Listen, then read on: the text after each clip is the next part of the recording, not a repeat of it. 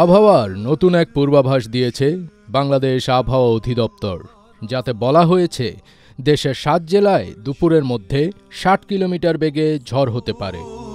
এ অবস্থায় এসব এলাকার নদীবন্দরগুলোকে সতর্ক সংকেত দেখিয়ে যেতে বলেছে বাংলাদেশ আবহাওয়া অধিদপ্তর। আজ শনিবার ২৬ জুলাই ভোর ৫টা থেকে দুপুর ১টা পর্যন্ত দেশের অভ্যন্তরীণ নদীবন্দরগুলোর জন্য দেওয়া পূর্বাভাসে এ তথ্য জানানো হয়েছে।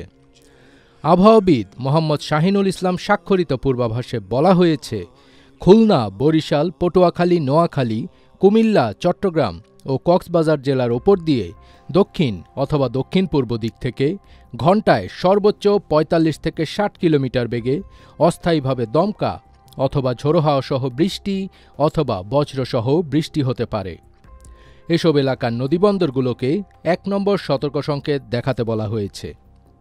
এদিকে আজ শনিবার সন্ধ্যা ৬টা থেকে পরবর্তী ২৪ ঘণ্টার পূর্বাভাসে বলা হয়েছে, রংপুর, রাজশাহী, ঢাকা, ময়মনসিংহ, খুলনা, বরিশাল, চট্টগ্রাম ও সিলেট বিভাগের অধিকাংশ জায়গায় অস্থায়ীভাবে দমকা হাওয়াসহ হালকা থেকে মাঝারি ধরনের বৃষ্টি অথবা বজ্রসহ বৃষ্টি হতে পারে। সেই সঙ্গে সারা দেশের কোথাও কোথাও মাঝারি ধরনের ভারী থেকে অতি ভারী বর্ষণ হতে পারে। এ সময় সারা দেশে দিন এবং রাতের তাপমাত্রা প্রায় অপরিবর্তিত থাকবে।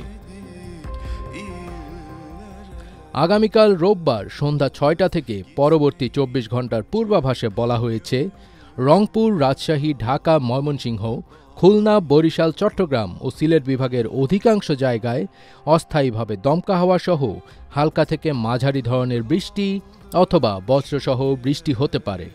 সেই সঙ্গে সারা দেশের কোথাও কোথাও মাঝারি ধরনের ভারী থেকে অতি ভারী বর্ষণ হতে পারে। এ সময় সারা দেশে দিন এবং রাতের তাপমাত্রা সামান্য কমতে পারে।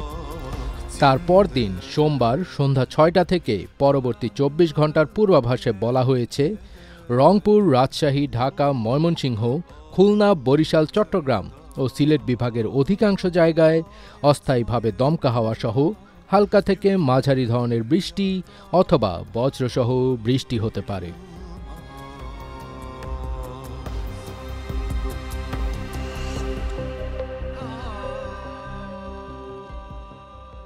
ফজবির তাজ, এটিএন বাংলা।